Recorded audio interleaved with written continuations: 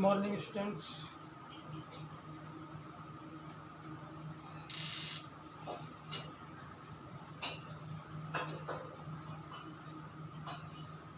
Class 11th, subject biology.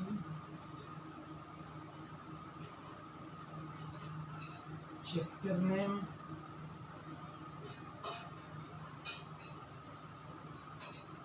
biological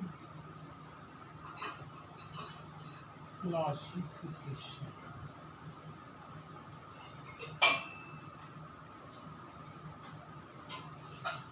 Biological classification. तो इसमें हम लोगों ने 5 किंगडम के अकॉर्डिंग किंगडम प्लांटा तक एक्सप्लेन कर लिया। अब जो आपका लास्ट किंगडम बच रहा है वो है किंगडम एनिमेलिया। किंगडम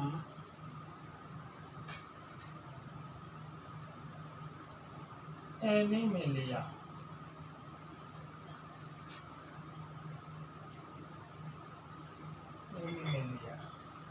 ठीक है,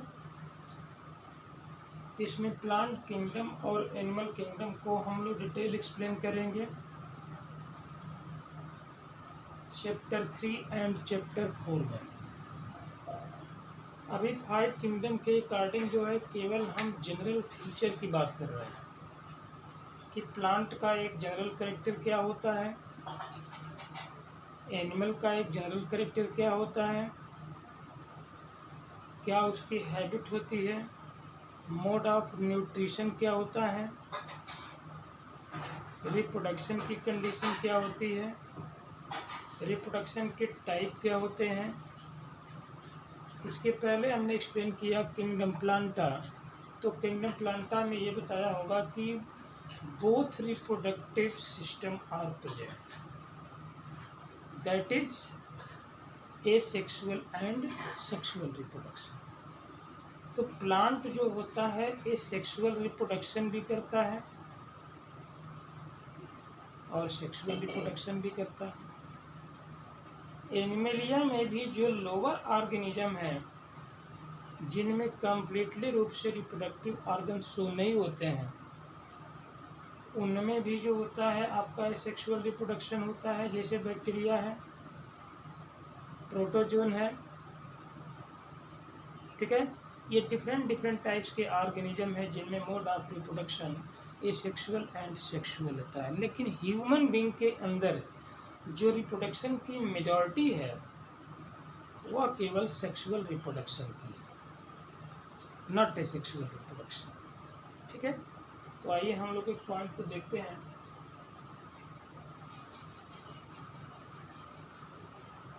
animalia is the heterotroph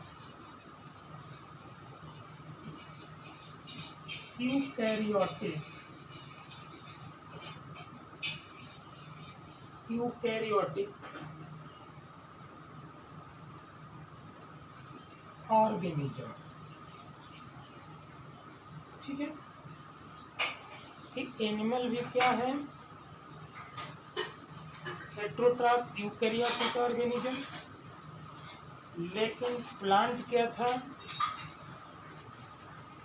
majority of plant is autotroph eukaryotic organisms.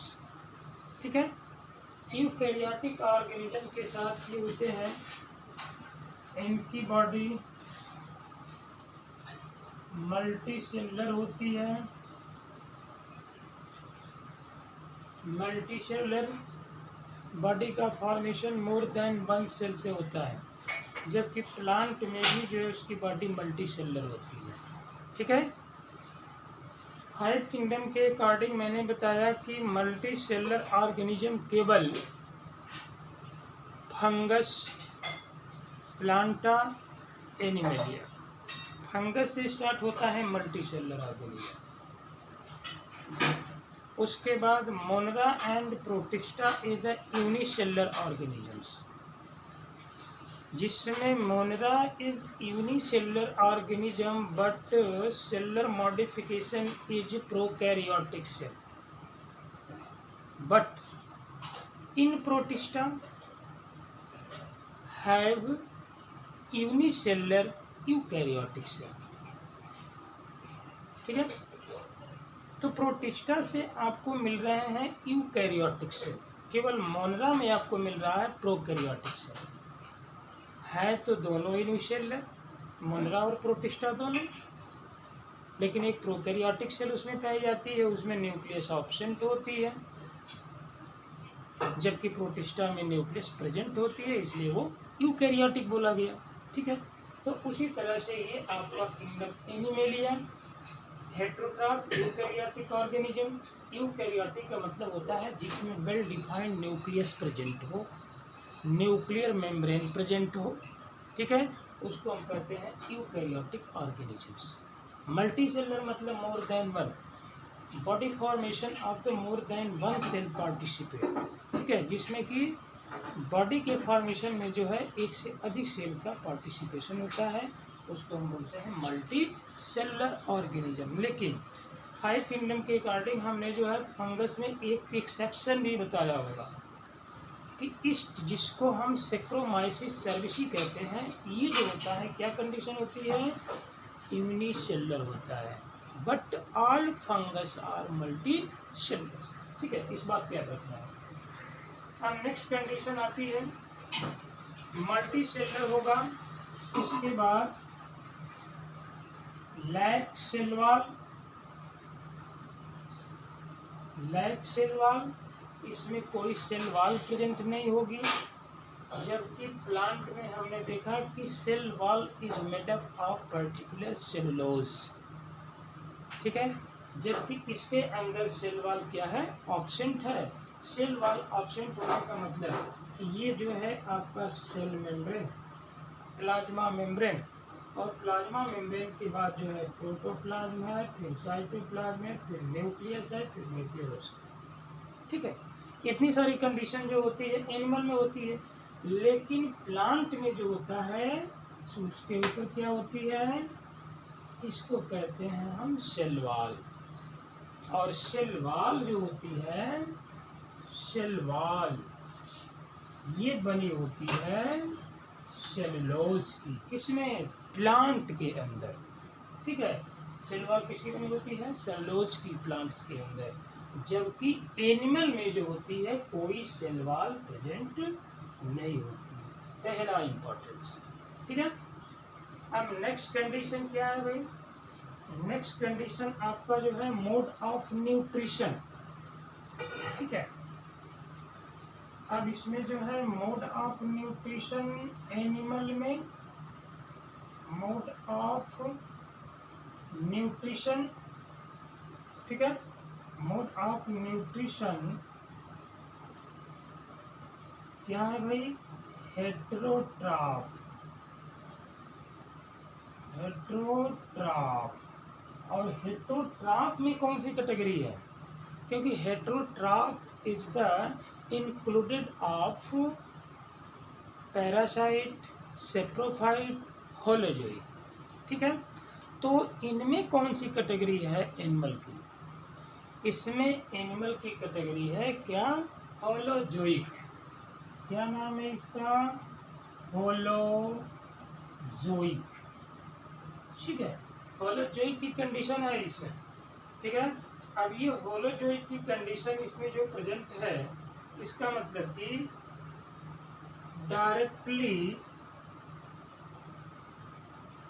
Directly ingestion of food material.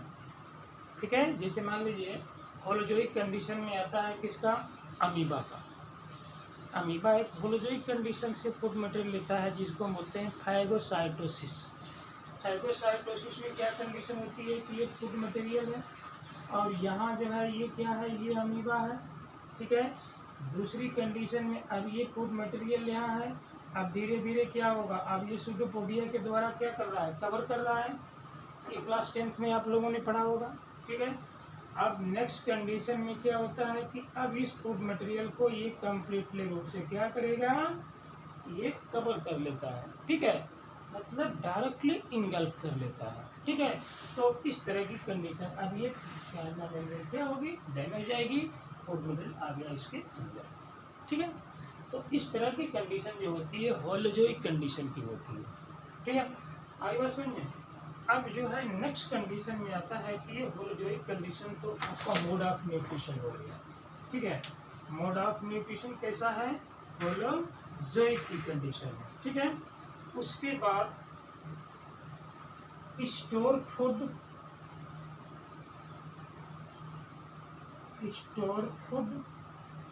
Food material किस रूप में स्टोर करता है एनिमल,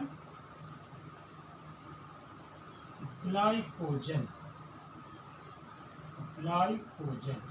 ठीक है। ग्लाइकोजन के रूप में अपना फूड मटेरियल क्या करता है, रिजर्व करता है। जबकि प्लांट में हम लोगों ने क्या देखा, प्लांट में जो रिजर्व फूड मटेरियल जो स्टोर करता है प्लांट, वो जो है स्टार्च के रूप में करता है। प्लांट जो है अपना फूड मटेरियल रिजर्व करेगा किस रूप में, स्टार्च के रूप में, ठीक है। स्टार्च भी आपका क्या है, पॉलीसेकेराइड है, पॉलीसेकेराइड है।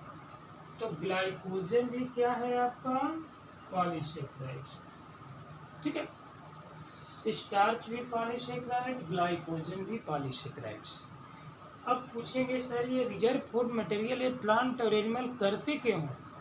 अरे भाई रिजर्व करना तो जरूरी है ना, क्योंकि बाय द वे ऐसी अनफेवरेबल कंडीशन मिल जाती है प्लांट और एनिमल को, तो वो उसको एनर्जी कहाँ से मिलेगी। पता चले कि कई दिनों तक इन्वायरमेंटल कंडीशन जो है उसके फेवरेबल में ना हो,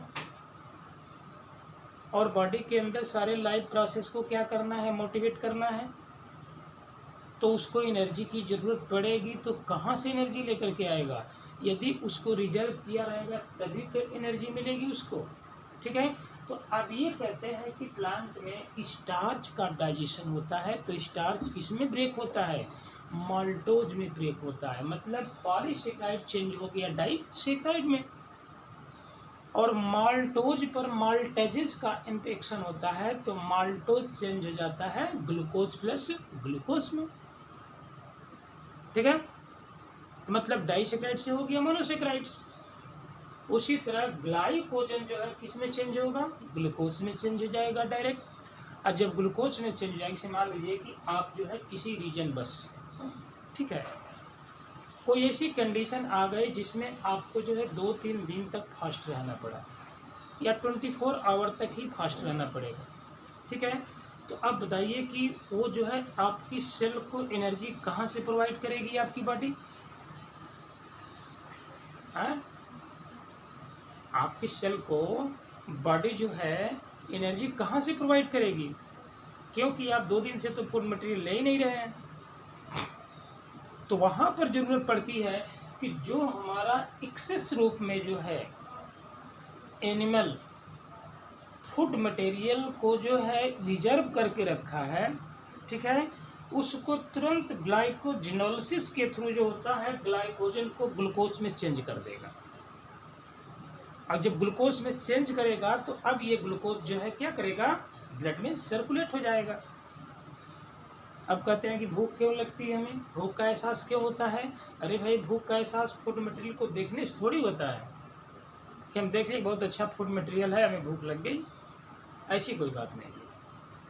फूड मटेरियल को देखने से भूख नहीं लगती है आपको। एक सेटाइटरी सेंटर होता है आपके बॉडी के अंदर, और वो सेटाइटरी सेंटर जो है क्या करता है, जिसमें जैसे ही हमारे ब्लड में ग्लूकोज का लेवल डाउन होगा, ये तुरंत सेटाइटरी सेंटर उस इंडिकेशन को रिसीव करेगा और रिसीव करके आपको एहसास दिलाएगा, तो आपको खाना खाने की जरूरत पड़ जाएगी, ठीक है। तो जब आपको भूख लगेगी आपको एनर्जी देगा ये, तो उस कंडीशन में ग्लाइकोजन किस में चेंज होगा, ग्लूकोज में। पॉलीसेकेराइड किस में चेंज हो गया, मोनोसेकेराइड में। और मोनोसेकेराइड में चेंज हो गया तो monosaccharide is the active food material. जबकि polysaccharide is the inactive food material. ठीक है, अब इसे मान लीजिए एग्जाम्पल के तौर पर देते हैं कि आपके पास कुछ पैसे हैं और उस पैसे को आपने पॉकेट में रखा है और कुछ पैसे को हमने जो है फिक्स डिपॉजिट कर दिया है बैंक में। तो बैंक में जो हमने रखा है उस पर तो आपका कोई अधिकार है नहीं प्रेजेंट टाइम में। तो जो बैंक में रखे हैं तो इतना जल्दी निकलेगा नहीं। जाएंगे, फिक्स को तोड़ेंगे, विड्रॉल फॉर्म भरेंगे, एप्लीकेशन देंगे, लाइन में लगेंगे, तब न जा कर के आपको पैसा मिलेगा। लेकिन जो पॉकेट में पैसा है इस पर तो पूरा आपका अधिकार है ना। ठीक है, इसको तो जब चाहे तब आप पॉकेट से निकाल करके खर्च कर सकते हैं। तो ये आपका जो है पैसा क्या है, करेंसी है। करेंसी रखा है आपने। और जो बैंक में है वो क्या है, रिजर्व है। आगे में वह जो है पैसा कब जरूरत पड़ेगी, जब आपको इमरजेंसी की जरूरत पड़ेगी। किसी भी इमरजेंसी में आप जाएंगे तो उस समय उसकी जरूरत पड़ सकती है। तो ये कंडीशन होती है प्लांट और एनिमल में भी। प्लांट भी क्या करेगा, अपने फूड मटेरियल को रिजर्व करके रखेगा अनफेवरेबल कंडीशन के लिए। तो एनिमल भी फूड मटेरियल को रखेगा अनफेवरेबल कंडीशन के लिए। किसी से झगड़ा हो गया, घर में किसी झगड़ा हो गया, आप में जो है फास्ट रह गया, कुछ नहीं खाएंगे। एनर्जी कहाँ से मिल रही है भाई आपको, एनर्जी कहाँ से मिल रही है, रिजर्व फूड मटेरियल से मिल रही है। ग्लूकोज, आप ग्लाइकोजन ग्लूकोज में चेंज हो रहा है। वो समझ रहा है कि बाहर से फूड मटेरियल नहीं आने वाला है और सेल को काम तो करना ही है। जितने बॉडी के सिस्टम हैं इनको तो काम करना ही करना है। और जब इनको काम करना है तो इनको एनर्जी की जरूरत पड़ेगी, एनर्जी की रिक्वायरमेंट होगी। अब वह एनर्जी जो है कहाँ से मिलेगी, ये रिजर्व करके रखा है, आपसे कह के नहीं रखा है, ये खुद रिजर्व करके रख लिया है। ठीक है, तो इस तरह की कंडीशन होती है कि प्लांट जो होता है अपना रिजर्व फूड मटेरियल स्टार्च के रूप में करता है और एनिमल जो होता है अपना रिजर्व फूड मटेरियल ग्लाइकोजन के रूप में करता है। स्टार्च भी पॉलीसेकेराइड है, ग्लाइकोजन भी पॉलीसेकेराइड है, दोनों पॉलीसेकेराइड है। ठीक है, अब नेक्स्ट पॉइंट हम लेते हैं कि यहाँ पे इसमें जो होता है डिफिनिट ग्रोथ होती है, डिफिनिट ग्रोथ।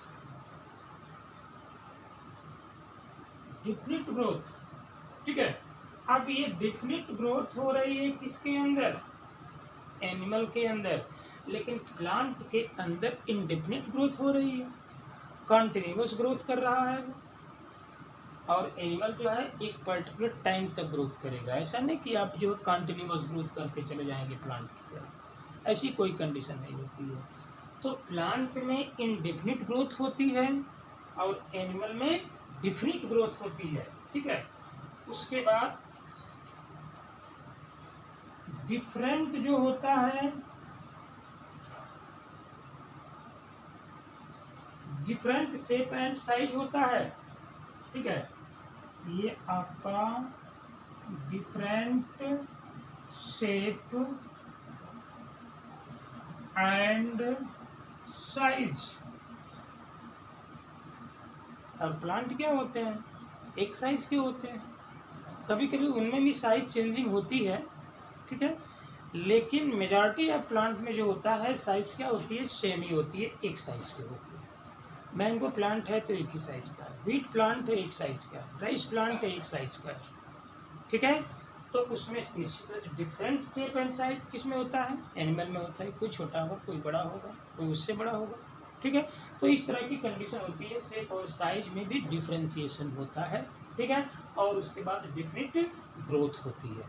ठीक है, अब कंडीशन आती है आपका जो सबसे मोस्ट इम्पॉर्टेंट पॉइंट है, जो सबसे मोस्ट इम्पॉर्टेंट पॉइंट है वो क्या है भाई, वो ये पॉइंट है कि शो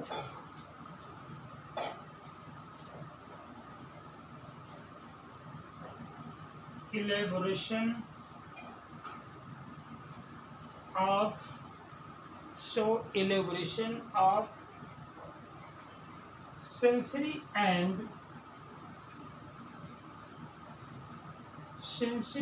and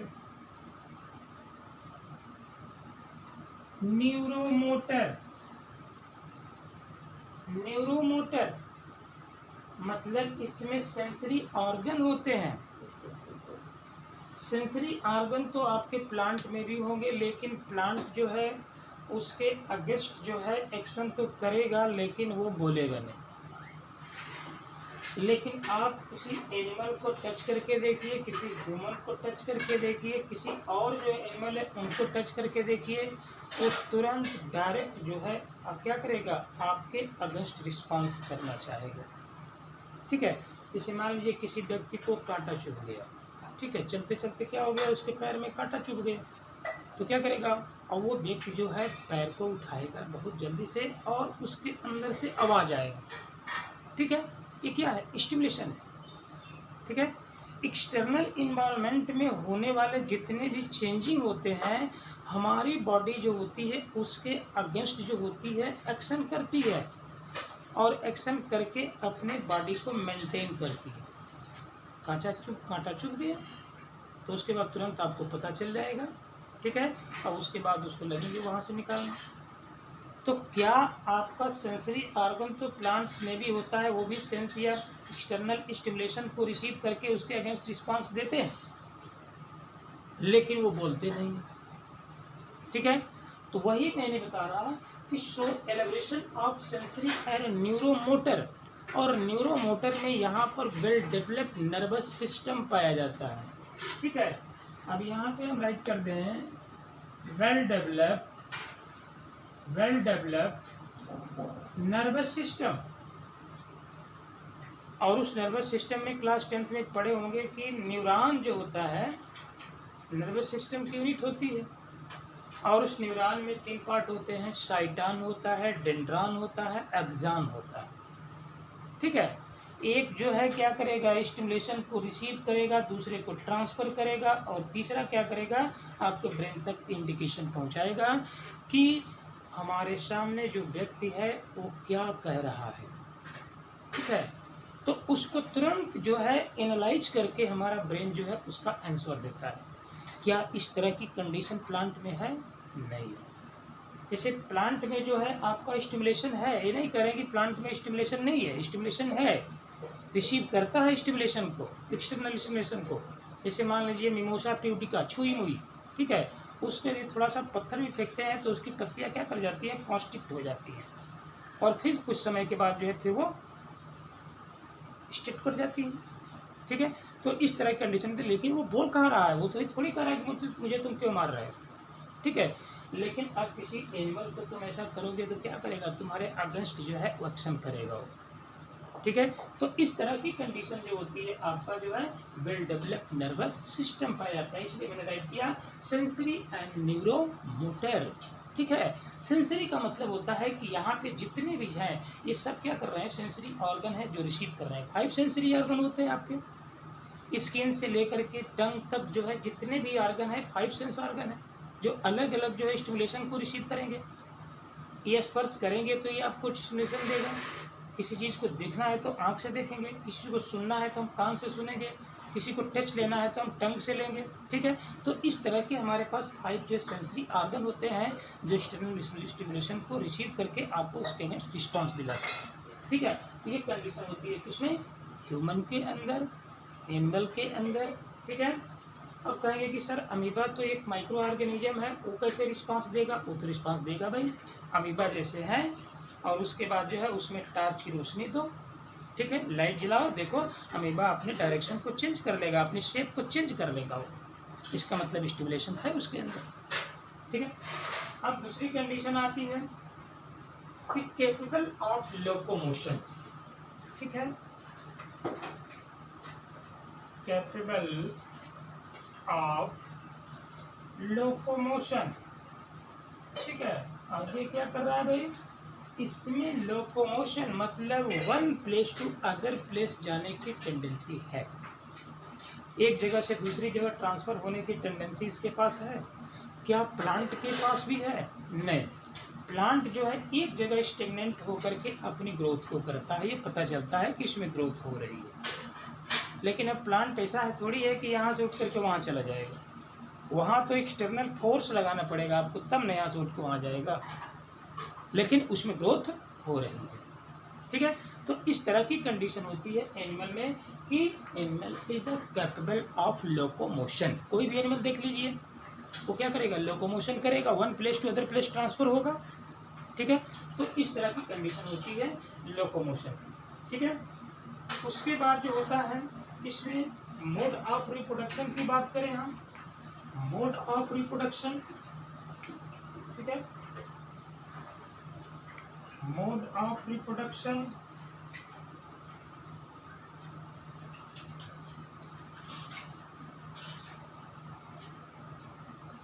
तो इसमें mode of reproduction particular human being में ये आपका जो होता है सेक्सुअल रिप्रोडक्शन होता है, सेक्सुअल रिप्रोडक्शन।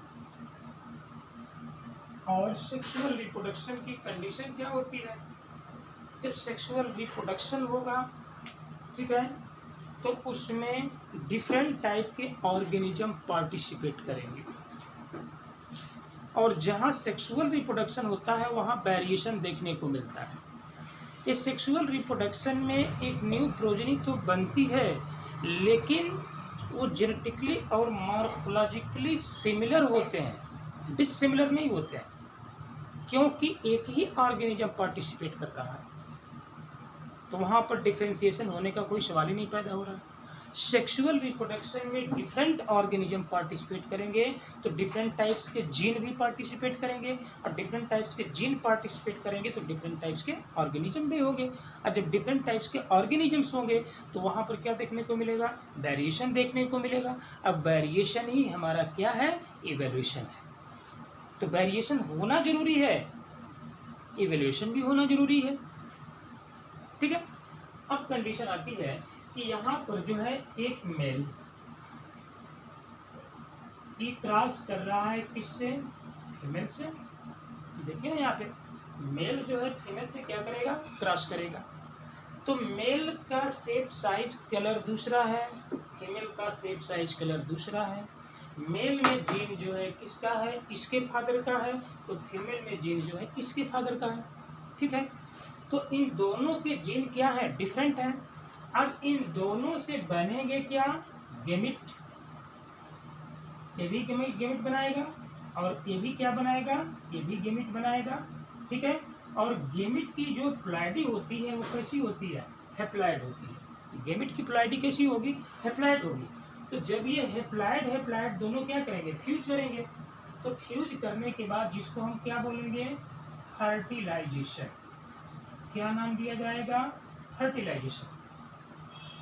और फर्टिलाइजेशन के बाद जो है क्या बन जाएगा आपका, जाइगोट। जाइगोट की प्लॉइडी क्या होगी, डिप्लॉइड होगी, क्योंकि एक हैप्लॉइड मेल गेमिट से आया और दूसरा हैप्लॉइड फीमेल गेमिट से आया, तो दोनों एक दूसरे से फ्यूज करें, दो न्यूक्लियस हो गई, तो इसको हम बोलेंगे डिप्लॉइड कंडीशन। डिप्लॉइड कंडीशन में अब इनमें क्या होगा, चेंजिंग होगी जाइगोट के अंदर, और चेंजिंग होने के बाद जो है बनेगा एम्ब्रियो। ठीक है, एम्ब्रियो का फॉर्मेशन होगा, और एम्ब्रियो से जो है एक न्यू प्रोजेनी बनेगी। ठीक है, एक न्यू प्रोजेनी का फॉर्मेशन होगा। ये सारे प्रोसेस जो होते हैं किसमें होते हैं, एनिमल में होते हैं। ठीक है, तो इस तरह की कंडीशन जो होती है आपका किसमें होता है। और भी इसमें देखा जाता है कि भाई ब्लड सर्कुलेशन के लिए जो होता है इसके पास हार्ट है, पर्टिकुलर हार्ट है, डबल सर्कुलेशन मिलता है। ठीक है, उसके साथ साथ जो है न्यूरोट्रांसमीटर और सेंसरी की बात हमने किया, हरी बात समझ में। उसके बाद मोड ऑफ रिप्रोडक्शन में सेक्सुअल रिप्रोडक्शन पाया जाएगा, जहाँ पर कि दो ऑर्गेनिज्म पार्टिसिपेट होंगे, और दोनों ऑर्गेनिज्म पार्टिसिपेट होकर क्या बनाएंगे, जाइगोट बनाएंगे। जाइगोट में चेंजिंग होगी, ये बनेगा एम्ब्रियो। एम्ब्रियो प्लांट किया जाएगा, डेवलपमेंट होगा उसका, उससे बनेगा एक न्यू प्रोजेनी का फॉर्मेशन होगा। तो जो ये न्यू प्रोजेनी बन गई, ठीक है, तो न्यू प्रोजेनी जो है अब इनसे क्या होगी, थोड़ा सा वेरी करेगी, मेल से भी और फीमेल से भी। कुछ साइज जो है, कुछ कैरेक्टर इसके मिलेंगे और कुछ नहीं मिलेंगे। ठीक है, तो इस तरह की कंडीशन होती है मोड ऑफ रिप्रोडक्शन की। ठीक है, तो अब ये आपका जो है 5 किंगडम क्लासिफिकेशन फिनिश हुआ। दूसरी कंडीशन है कि जब RH व्हिटेकर ने 5 किंगडम को दिया तो उसमें वायरस, वायराइड और लाइकेन को जो है सबमिट नहीं किया। ठीक है, ये 5 किंगडम की डिमेरिट है। अंडरस्टैंड? क्योंकि वायरस है तो प्लांट है कि एनिमल है, पता ही नहीं चलता है। Virus is the in between link of plant and animal. और वायरस छोटा क्या है? वायराइड्स है, क्योंकि वायरस बैक्टीरिया से भी छोटा है, क्योंकि बैक्टीरियल फिल्टर पेपर से क्या कर जाएगा, वो वायरस फिल्टर कर गया, तो उससे भी छोटा है ये। ठीक है, तो इसके बारे में हम नेक्स्ट वीडियो में आपको एक्सप्लेन करेंगे। Virus, viroids, prions and lichens. ठीक है, लाइकेन को एक पॉल्यूशन इंडिकेटर के नाम से जाना जाता है। ठीक है, इसकी चर्चा हम नेक्स्ट वीडियो में आपको करेंगे। Thank you students, bye.